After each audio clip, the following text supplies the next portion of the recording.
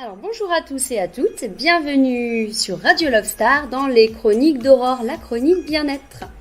Alors aujourd'hui, comme je vous l'avais promis, on va continuer notre petite chronique de jeudi dernier dans laquelle je vous avais présenté la lithothérapie, donc les pierres, les façons de nettoyer et de les entretenir. Donc comme promis, je vais vous présenter aujourd'hui quelques pierres ainsi que leurs propriétés. Et on va commencer pour ça avec l'améthyste. L'améthyste c'est une pierre violette, elle va combattre les dépendances. Ça va être une pierre de plénitude, notamment conseillée du coup pour les personnes qui sont hyperactives ou les personnes stressées. Elle va vous aider pour tout ce qui va être l'hystérie, les névroses, l'angoisse, les vertiges, la colère, l'épilepsie. Alors évidemment, j'espère pour vous que vous n'avez pas tout en même temps.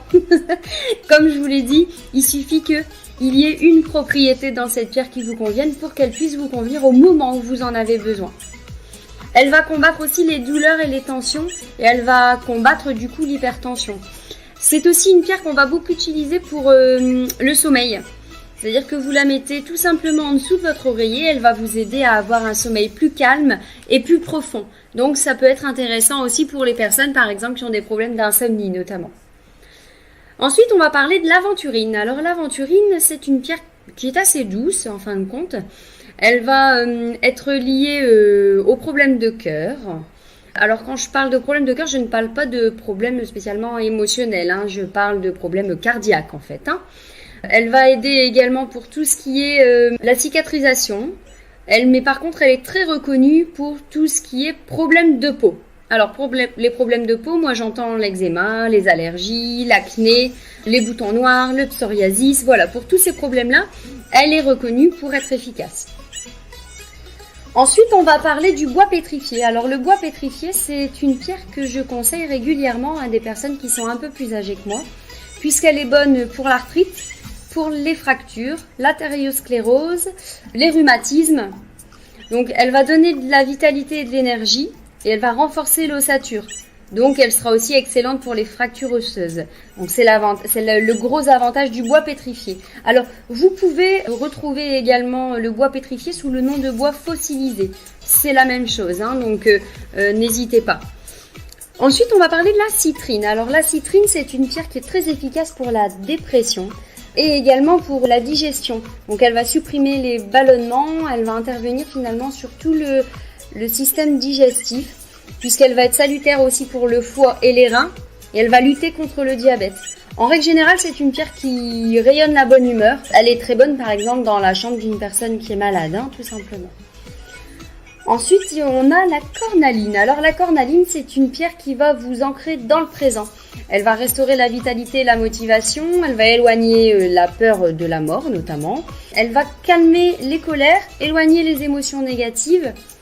Et elle va aider à la concentration. C'est une pierre à la base qui apporte la joie, la paix et donc qui éloigne le mal et le pessimisme. Donc ensuite, on va parler du cristal de roche. Alors le cristal de roche, c'est ma chouchoute.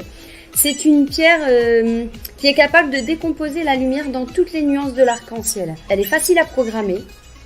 Le cristal, c'est un puissant amplificateur, c'est-à-dire qu'il peut être utilisé en association avec toutes les pierres de toutes les couleurs, car il peut se parer en fait de leurs propriétés. Elle va être très efficace pour les glandes, pour la thyroïde particulièrement. Il va guérir tout problème lié à l'appareil digestif. C'est aussi une pierre qui va être précieuse pour les douleurs de dos, les hernies discales, disque invertébral notamment. C'est une pierre en fait qui est d'une puissante énergie. Elle va vraiment vous procurer une protection sans faille et vous revitaliser en profondeur. Ensuite, on va parler de l'hématite. Alors l'hématite, c'est une pierre d'ancrage et de protection. Elle harmonise le mental du corps et de l'esprit. Elle équilibre les méridiens, donc elle va rééquilibrer par exemple le yin et le yang. C'est un vrai soutien pour les femmes timides. Donc je vous invite, si vous avez peur de parler en public, n'hésitez pas, l'hématite, elle peut vous donner un grand coup de fouet. Alors des fois on est surpris, donc ne le soyez pas, soyez prévenus. Elle va aussi relancer le respect de soi-même, donc ce qui est important aujourd'hui, et communiquer la confiance en soi, tout simplement. Hein. Donc une personne par exemple qui souhaite recommencer à zéro, c'est une très bonne pierre puisqu'elle va vous aider à reprendre goût à la vie, à éloigner les mauvaises pensées et en plus elle apporte la chance en affaires. Donc si vous voulez créer votre société par exemple, ça peut être un bon plan d'en avoir une sur vous. Ensuite on va avoir le jaspe rouge. Alors le jaspe rouge c'est une pierre qui va être bonne pour la vitalité physique. Elle va renforcer les énergies du corps, donc elle va renforcer le courage, l'esprit d'entreprise et la force dans les jambes. C'est le symbole de la renaissance en fait cette pierre. C'est une pierre d'action et d'initiative, c'est idéal pour ceux qui concrétisent un projet. En tout cas, elle sera meilleure pour le projet, par exemple en reprenant ma personne qui veut créer sa société. Voilà, elle va vous aider à prendre les bonnes décisions pour pouvoir progresser. Et, petite anecdote, pour les femmes qui souhaitent avoir un bébé et qui n'y arrivent pas ou ont des difficultés, je vous la propose puisqu'elle stimule l'appareil reproducteur. Et oui, comme quoi, elles ont vraiment toutes les capacités, ces pierres. Il suffit de savoir tout simplement bien la choisir.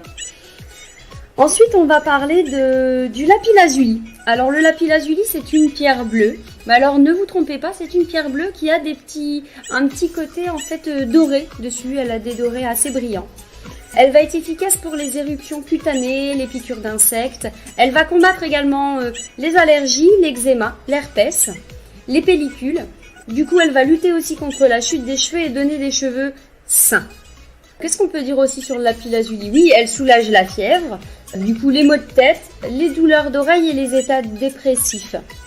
Moi, je la recommande également pour ceux qui ont des problèmes de gorge, qui ont des difficultés à parler, qui sont souvent pris à cause d'angine ou de bronchite. Je la recommande également pour eux. Voilà. Elle va supprimer, grâce à ça, en fait, les chagrins, les angoisses et les blocages, en fait, émotionnels surtout. Hein.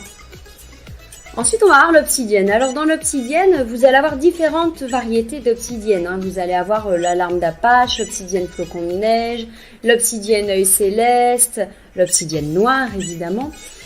De façon générale, l'obsidienne est une pierre protectrice. Elle est facilement adaptable à tous. Elle va vous permettre d'évacuer, mais surtout de vous protéger, en fait. De la même façon, on va avoir l'œil de tigre. Alors lui, hormis ce côté effectivement bouclier, c'est-à-dire que quelqu'un qui va vous vouloir du mal, elle va faire un effet bouclier et elle va réfléchir le négatif vers son émetteur. C'est en ça qu'elle est une bonne protectrice. Hein. Donc hormis ce côté-là, elle va fortifier les os et les articulations. Elle va avoir aussi un effet apaisant sur les essoufflements et l'asthme. Elle va calmer les nerfs et réguler la glande surrénale. Donc ça, c'est aussi le côté sympa.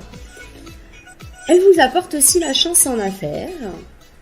Et comme je vous le disais, elle a un effet, voilà, cet effet assez miroir en fait. Mais pour ça, il convient soit de la porter sur soi, soit de la mettre à l'entrée de votre maison. Bah oui, parce que y a n'importe qui rentre chez nous et on sait jamais dans quel état d'esprit ils arrivent. L'œil de tigre, c'est important, vous pouvez le retrouver dans sa forme, je vais dire la plus classique, celle qu'on va retrouver le plus souvent, donc c'est la marron. Hein. Et vous pouvez aussi retrouver l'œil de tigre bleu. Voilà, je vous le dis au cas où, si vous en trouvez de l'œil de tigre bleu, non, ça n'est pas une arnaque, ça existe vraiment. Ensuite, on va terminer du coup avec la pierre de lune. La pierre de lune qui est une pierre essentiellement féminine, elle est précieuse en cas de stérilité et de ménopause. Elle va favoriser l'équilibre hormonal. Et elle va être excellente quand on a des règles douloureuses. Le quartz rose, alors là c'est la pierre de l'amour universel et de la créativité. De l'amour, mais l'amour de l'autre, l'amour de soi, de l'amitié. Elle va du coup soulager émotionnellement, elle va lutter contre les stress, elle va libérer les nœuds et les blocages. Donc vous allez être plus calme, plus relaxé. Nous avons terminé pour la chronique du jour. Alors évidemment, on a énormément d'autres pierres. Je vous ai présenté une partie des principales. Si ça vous intéresse, dites-le moi, j'en referai une autre avec les autres pierres évidemment. Je vais vous souhaiter une très très bonne journée. Et je vous dis à très bientôt dans les chroniques d'Aurore. Belle journée!